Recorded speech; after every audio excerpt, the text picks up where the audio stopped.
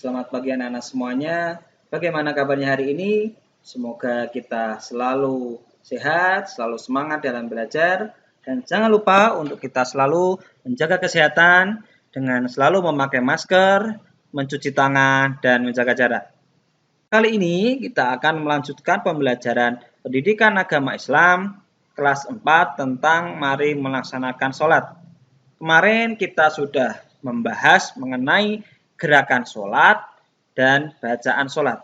Kali ini kita akan melanjutkan tentang materi mari melaksanakan sholat.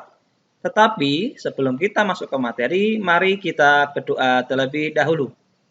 Bismillahirrahmanirrahim. Raditu billahi robba wa bil islami dina wa bil muhammadin nabiyya wa rasula. Rabbi zidni ilma warzuqni fahma. Amin ya rabbal alamin. Kita mulai dengan membaca basmalah. Bismillahirrahmanirrahim. Kita akan melanjutkan pembelajaran kemarin dengan mengenai melaksanakan salat. Kemarin kita sudah belajar tentang gerakan sholat, ya, kemudian bacaan sholat, sehingga kita bisa melaksanakan sholat dengan baik dan benar. Nah, kali ini kita akan membahas mengenai bagaimana kita sudah memahami perilaku sholat, ya, karena kita sudah bisa membaca bacaan sholat, ya, kemudian kita bisa gerakan sholat yang benar, ya. Jadi sehingga kita sudah bisa sholat dengan khusyuk dan dengan baik dan benar. Nah, maka dari itu untuk kali ini kita akan membahas tentang bagaimana kita menunjukkan perilaku yang mencerminkan pemahaman ibadah sholat. Kemudian kita juga akan menceritakan, nanti kalian menceritakan pengalaman sholat kalian ketika di rumah dan sholat kalian ketika di masjid. Kemarin ketika kalian sudah bisa membaca bacaan sholat dan melakukan gerakan sholat dengan baik dan benar, maka kita bisa mencerminkan bahwasanya kita sudah ibadah sholat dengan benar. Dengan apa? Dengan perilaku kita. Ya, dengan kita sudah paham, kita sudah mengerjakan ibadah dengan baik dan benar, maka itu akan menjadikan kebajikan terhadap sesama atau kebaikan akhlak terpuji terhadap sesama. Ya, karena apa? Karena sholat yang pertama adalah melatih kekompakan. Ya, jadi ibadah sholat itu melatih kekompakan. Karena apa? Karena saat fardu itu lebih baik dikerjakan secara berjamaah. Karena lebih utama dan lebih banyak pahalanya. Jadi pada saat-saat berjamaah itu kita akan terlihat kompak. Ya, seorang imam memulai sholat diikuti oleh makmumnya hingga selesai. Jadi gerakan sholat imam dan makmum itu selalu kompak. Ya, ketika imam rukuk maka makmum harus ikut rukuk. Gak mungkin ketika imamnya rukuk kok makmumnya sujud, itu tidak mungkin. Ya, karena apa? Karena kita harus mengikuti imam. Nah, maka kekompakan dalam sholat tersebut dapat kita jadikan sebagai teladan. Nah, misalnya kekompakan kita dalam kerja bakti, ya. Ketika waktu kita kerja bakti tiba, ya, maka tidak ada seorang pun yang duduk-duduk santai dan berdiam diri. Tidak boleh ada hanya yang sebagian saja yang kerja. Tapi semua harus bekerja, saling bahu-membahu untuk kerja bakti agar selesai dengan baik. Kemudian, dengan kita memahami sholat, ya, ibadah sholat, kita dapat mematuhi perintah ketua kelompok. Seperti tadi, dalam salat berjamaah, imam itu selalu diikuti oleh makmumnya. Takbir, ruku, sujud, dan gerakan imam lainnya itu selalu dipatuhi oleh makmumnya. Sepanjang salat, imam benar maka harus diikuti makmumnya. Ya. Jadi makmum tidak boleh mendahului gerakan imamnya. Ketika imamnya sujud, makmum juga harus sujud. Jadi kalau ketika imamnya belum berdiri duduk di antara dua sujud, makmumnya jangan mendahului. Karena apa? Karena imam sholat itu sama dengan ketua kelompok. Jadi anggota kelompoknya harus patuh kepada ketua kelompoknya. Nah, kemudian di dalam sholat kita diajarkan juga tidak marah bila dinasihati. Ya. Jadi ketika imam sholat harus mau diberitahu kesalahannya. Makmum sholat juga harus mau dan berani memberitahukan kesalahan imamnya. Ya. Jadi ketika gerakan imamnya salah, makmum berucap subhanallah. Atau ketika bacaan imam salah atau lupa, makmum harus membetulkannya. Contoh, rakaat pertama ya harusnya sujud, itu langsung berdiri lagi. Nah ini malah langsung at-tahiyat, padahal baru rakaat pertama. Nah itu kan gerakan imam yang salah.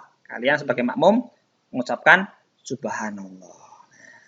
Jadi semua tindakan imam dan makmum itu hanya untuk kebenaran dan keikhlasan karena Allah semata, karena kita beribadah kepada Allah. Jadi imam yang salah itu tidak marah bila dinasihati. Jadi makmum juga harus mau dan berani menasihati. Begitu pula ketika kita bekerja atau bermain bersama, kita tidak boleh gampang marah dan kita harus saling menasihati. Di dalam sholat, kita juga diajarkan suka mengirimkan salam dan mendoakan teman. Ya, karena apa? Karena setiap salat diakhiri dengan ucapan salam. Salam adalah ucapan untuk keselamatan, kerahmatan, dan keberkahan bagi orang lain. Dengan demikian, sholat mengajarkan kita untuk saling memberikan salam kepada teman. Salam juga bermanfaat untuk mendoakan teman. Jadi dengan saling memberikan salam atau mendoakan, kamu akan bertambah akrab dengan teman-temanmu. Kemudian, di dalam pemahaman ibadah sholat kita juga diajarkan bagaimana menepati janji. Jadi, orang yang biasa sholat di awal waktu akan pandai mengatur waktu. Ia tidak suka menunda-nunda waktu sholatnya, karena ia sudah punya janji kepada Allah untuk menjumpainya pada awal waktu ketika sholat. Dengan demikian, orang yang terbiasa sholat tepat waktu pasti akan selalu menepati janji kepada sesamanya. Karena apa?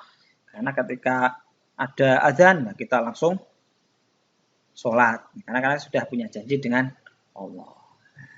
Kemudian, sholat juga dapat memupuk rasa solidaritas. Kenapa?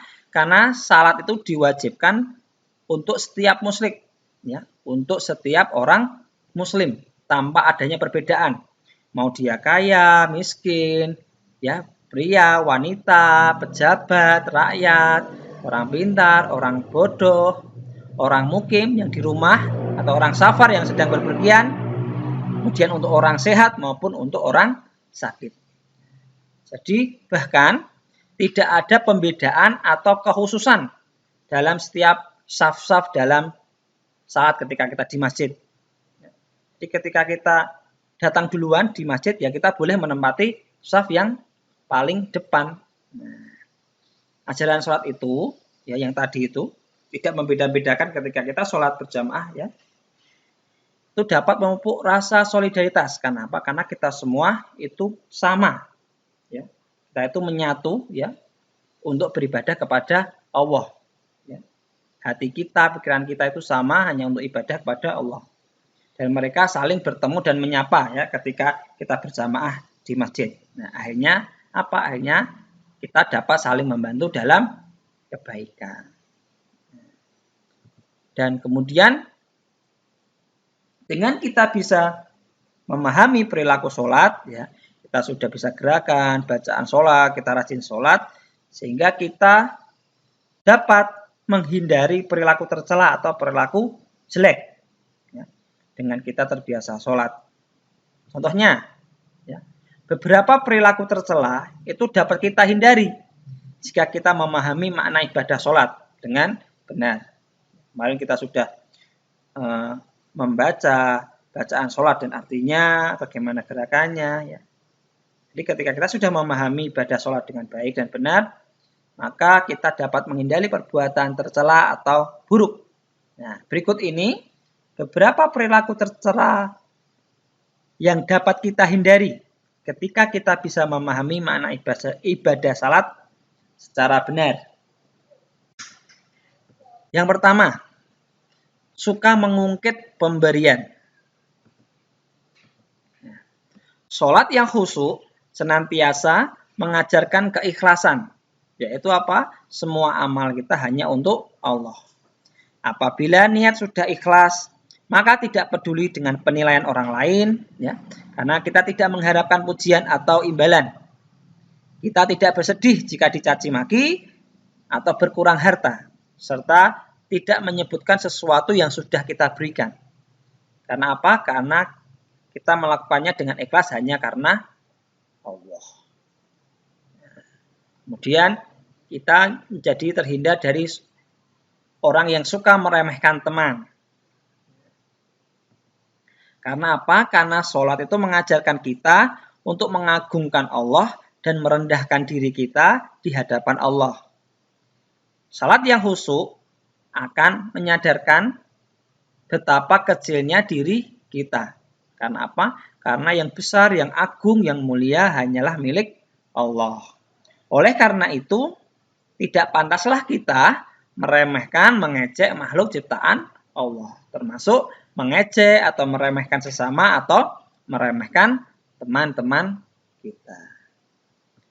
Nah, kemudian dengan memahami ibadah sholat dengan benar, kita bisa menjauhi sikap sifat ingin menang sendiri. Ya. Kenapa? Di dalam sholat, ya, ketika siapa yang datang terlebih dahulu di masjid, ya, maka ia berhak menempati atau berada di shaf sholat yang paling depan.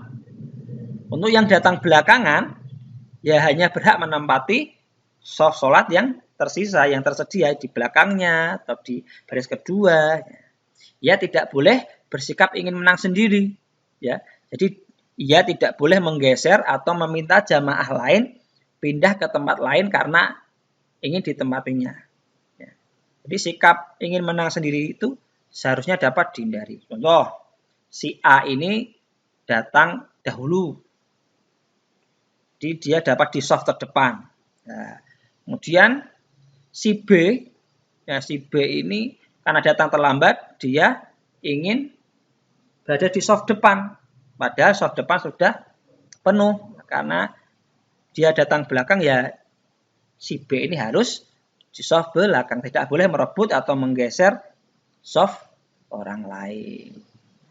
Kemudian dengan memahami ibadah salat, kita juga bisa menghindari sikap suka mencuri.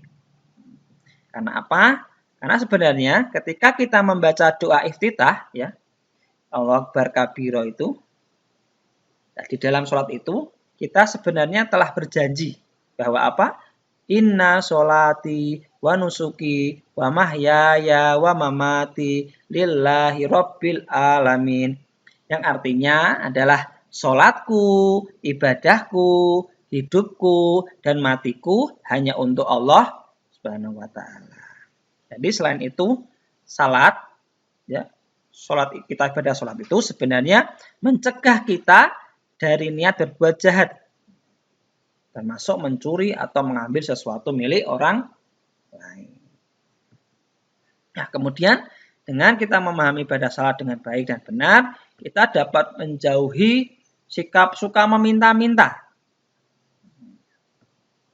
Jadi selama sholat kita, ya, ketika kita sholat, itu sebenarnya kita sudah banyak meminta kepada Allah. Ya, ketika kita sholat itu, karena isinya adalah doa-doa kita permohonan kepada Allah. Ya. Baik itu meminta ampun, meminta petunjuk kepada Allah, meminta pertolongan, meminta belas kasih kepada Allah, meminta kita dinaikkan derajat, kemudian kita meminta rezeki, kesehatan, kesejahteraan, ya. Kita juga memohon dan meminta rahmat dan keberkahannya. Nah, maka tidak patut kita meminta-minta, ya, memohon-mohon kepada selain Allah. Jadi sikap suka meminta-minta itu tidak terpuji, apalagi sampai mengemis. Nah, kemudian kita juga dengan memahami ibadah sholat dengan baik, kita dapat menjauhi sikap suka berbohong. Jadi orang dapat saja berbohong kepada orang lain, tetapi sebenarnya dia itu tidak bisa berbohong kepada dirinya sendiri dan tidak bisa berbohong kepada Allah. Karena seseorang yang beriman tentu akan menyadarinya dan tidak akan berbohong karena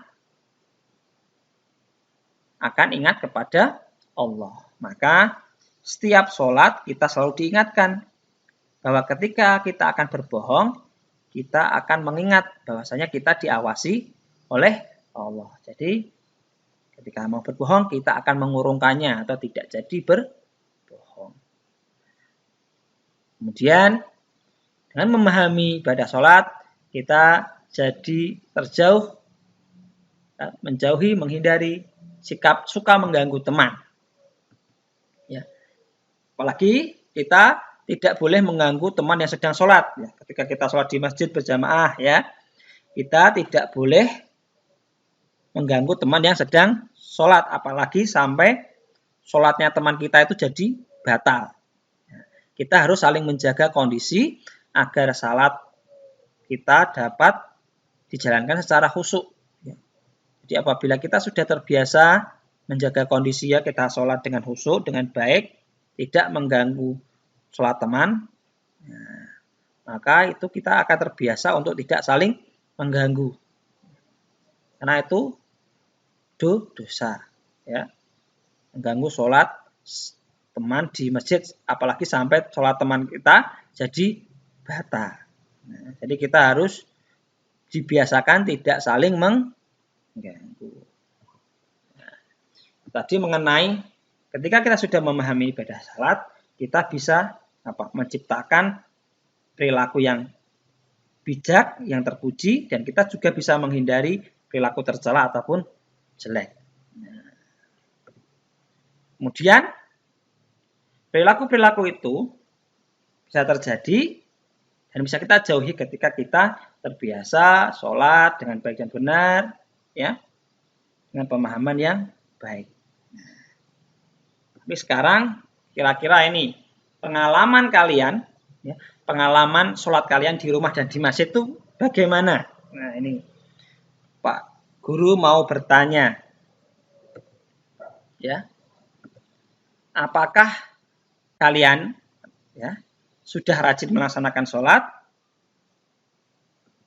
ya, di rumah tentunya, ya? Apakah kalian sudah rajin melaksanakan di rumah? Terus sholat apa saja yang biasa kamu lakukan di rumah? Yang kalian lakukan di rumah itu biasanya sholat apa? Atau ketika sholat subuh, atau ketika sholat asar, kalian di rumah sholatnya.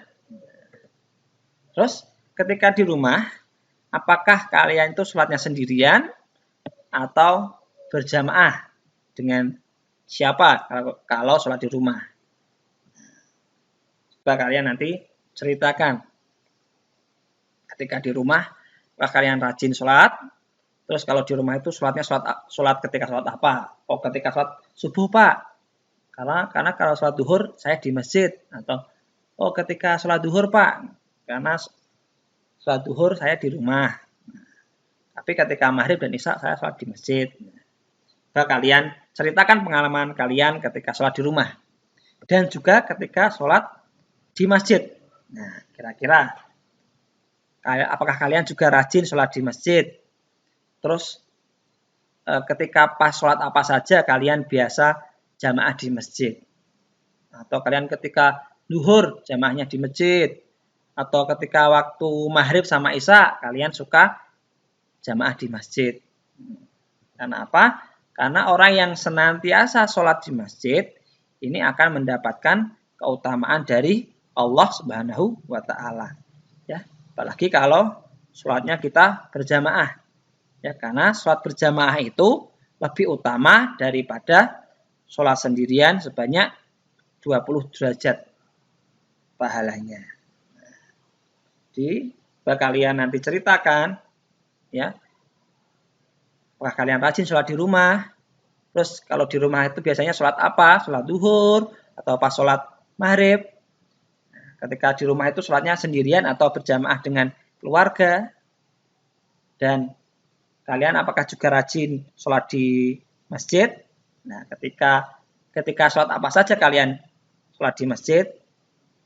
Nah, nanti kalian coba ceritakan. Itu dulu mengenai pembelajaran kali ini. Harapannya kita dapat memahami pemahaman sholat dengan baik, sehingga kita dapat menciptakan tadi perilaku yang bijak, perilaku terpuji, dan menghindari perilaku tercela. Terus sekarang tinggal bagaimana dengan sholat kalian? Apakah sudah baik, sudah rajin? Yuk kita sama-sama belajar untuk sholat yang rajin, sholat yang baik dan benar. Nah, terus apakah kalian rajin sholat di rumah atau di masjid? Apakah kalian itu kalau sholat itu sendirian atau sholat berjamaah? Coba kalian jawab. Sudah jawab? Kemudian kalau kita sudah terbiasa melakukan ibadah sholat dengan baik dan benar, jadi mari kita sama-sama berperilaku yang mencerminkan kita itu suka ibadah sholat. Ya, dengan apa? Dengan tadi berbuat baik, ya, suka menolong, ya, kemudian menghindari perbuatan jelek tadi, tidak suka berbohong, tidak suka marah, tidak suka mencuri. Jadi ini mengenai pembelajaran kali ini mengenai pemahaman kita terhadap ibadah sholat, ya, sehingga kita bisa, ya, menerapkan ibadah sholat dalam kehidupan sehari-hari, sehingga berperilaku kita menjadi yang perilaku yang baik dan menghindari perbuatan tercela. Mungkin itu dulu dari Pak Kodi. Sekian. Mari kita ucapkan hamdalah bersama. Alhamdulillahirabbil alamin. Wassalamualaikum warahmatullahi wabarakatuh.